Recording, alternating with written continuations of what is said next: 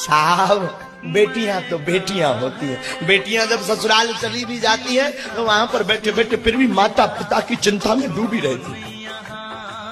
उनको आने को ना मिले रक्षाबंधन को तो कोई जा रहा हो तो वो राखी पैक करके और उसमें चावल रखकर तरह तरह की मिठाई पैक करके भेज देती कि घर भेज देना, हम आ नहीं पा रहे भैया के पास।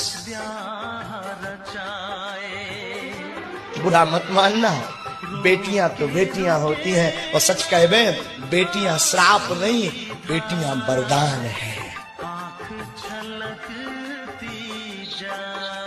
बेटियां श्राप नहीं है, बेटियां वरदान है। और हमारे तो बहुत बड़े ये सब अमीर आदमी हमारे शिष्य बागेश्वर धाम के शिष्य हैं। इन अमीरों से भी कहेंगे और जितने भी यहाँ पर परिपक्व आर्थिक रूप से बैठे हुए, I request you all of people, मेरा निवेदन है आप सबसे, आप अपने जीवन में कोई खर्च करना